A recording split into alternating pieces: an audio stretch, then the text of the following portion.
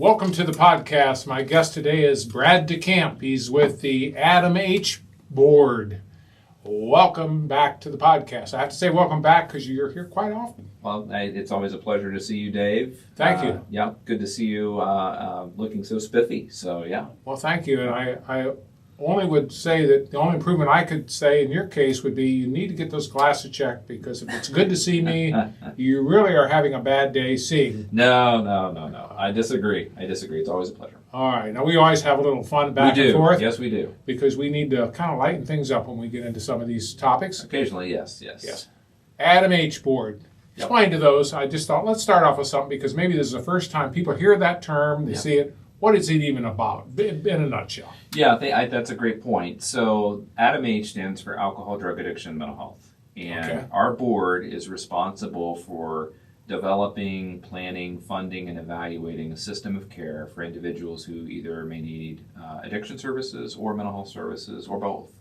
And that includes prevention services all the way up through treatment, and then recovery support. And recovery support would be services like maybe housing, or something along those lines that would be outside of that would be provided in a counseling type of setting. So. Well, I like to bring that up because sometimes people say, well, it's kind of like alphabet soup. They don't know what it is. So we've got this out on the table. So you're providing a lot of services to people, quite frankly, that need help. We do. We also maybe underserviced people as well. Absolutely. Yeah, absolutely. So we also work closely with partners in other systems such as developmental disabilities, also children's services, child welfare. And law enforcement. We have a lot of issues. A lot of times law enforcement will encounter folks who may be having a mental health problem, or who be having an addiction crisis that resembles a mental health problem. And so we try to support those men and women in law enforcement as best we can in those situations. Well, I'll tell you that there's just so many things that this could take. Now, I understand something right now. We want to talk about 988. Yes. What is 988 about? So a few years ago, there was some legislation that was passed that created a new 3-digit number for a suicide response, crisis response line. And so that number is 988. So it has gone live. It's live in our community. We have been trying to promote it. I think it's something that we need to do maybe a little bit better job of getting the information out on 988. But it's there 24/7. It's linked to an agency that is providing the services that has met federal criteria to be able to be a call center. So that means that they have certain things that they have to do, people who have been trained to respond to these types of situations, and then they can also connect to local resources as well.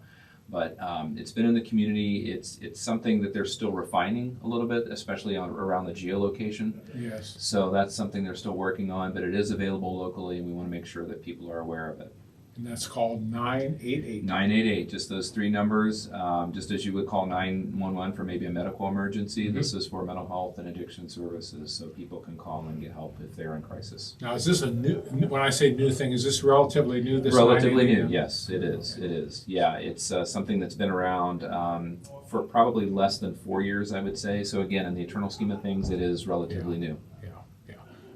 It takes sometimes 4 years to even know it's been around. Yeah, right? Well, yeah. That's absolutely. why I'm bringing this up, because quite frankly, this is the first I've heard of it. Yeah, I think I'm fairly well informed. You are, and that's a really good point, because I think that a lot of times we in our field, and I would say probably most government fields or close to, assume that when we are dealing with things day to day, that it's going to get out to the community's going to know about it and understand it, which are two very different things. Yes, very much. So we're at a point where we want to make sure we're raising awareness, making sure people understand that they can call this number 24/7 for an addiction, mental health, or both type of crisis, and that they can get help for linkage to resources as well.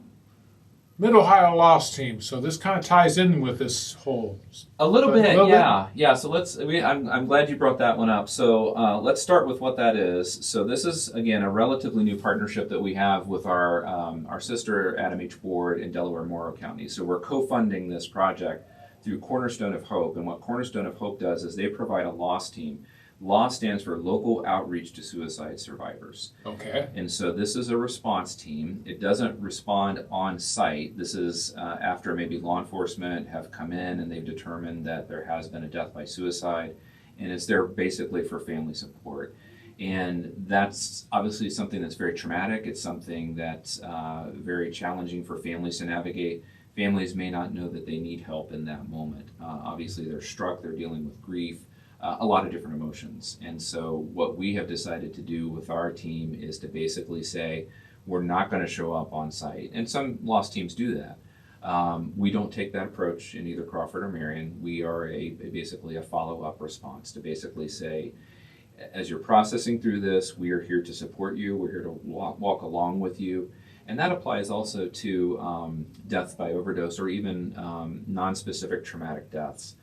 We've had some instances where we have activated the team for a death of an individual under the age of 18 in one of our counties. I'm not going to say which, but we did call in the loss team to help be there as a support. Right. It's completely voluntary, it's free of charge, and we're very proud that this is something that we can offer to the citizens of both Crawford County and Marion County. Well, I wanted to also let you know that a representative from the group is coming in to do a separate podcast. Yeah, very good. So I'm kind of whetting people's appetite to say, well, gee, I would like to know more. You'll find out more because they'll be coming down here, down the pike here. We're going to be having them on. So yeah, no, that's great, and I'm glad to hear that will be happening. And I will just mention, maybe as an addition to that, they are looking for volunteers. So if anyone listening to this knows of someone, either themselves or someone else who might be interested, they do offer training.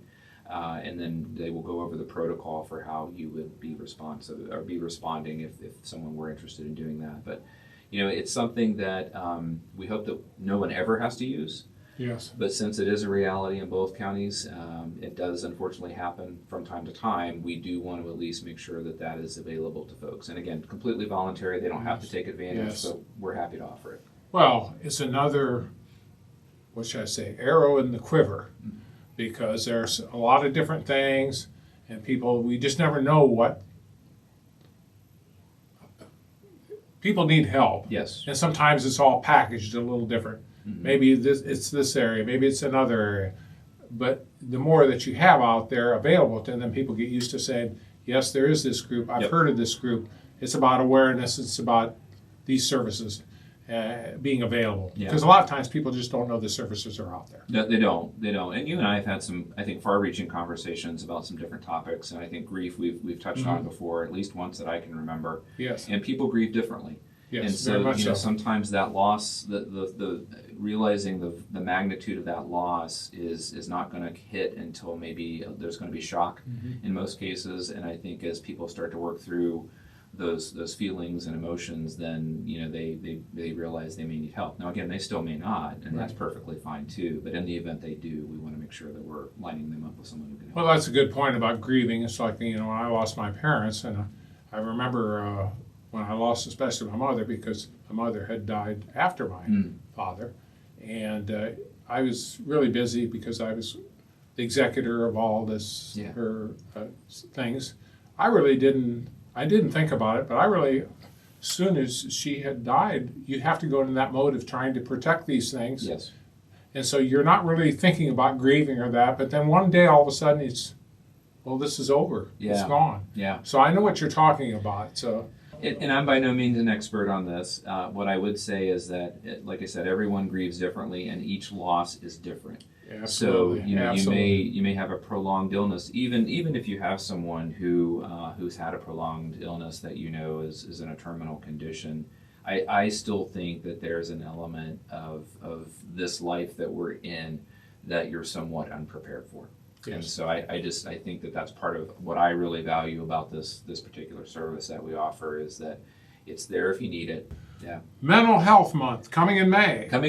Yeah. So May is Mental Health Month, so we'll be doing some different promotional types of things, more awareness. The types of things as you led into with the intro. These are some heavy things to talk about, and so when we think about the concept of Mental Health Month, what we want to do is create a venue where people can feel comfortable talking openly about not just these topics, but just things like general mental health, like how are you feeling. Other things like anxiety, maybe depression as well, which are some other things you and I have talked about. And it's really just the opportunity to normalize mental health, normalize these types of things are real and they're legitimate, and there are things that you should be able to talk to your healthcare provider about openly.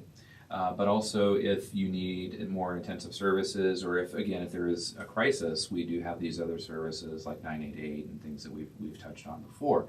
But really, we take this as an opportunity to, again, highlight the work that's going on with our community partners, whether that's through community counseling and wellness centers, which is now also part of Third Street, Family Health Services, or another agency like Marion Crawford Prevention Programs, which also does mental health prevention as well.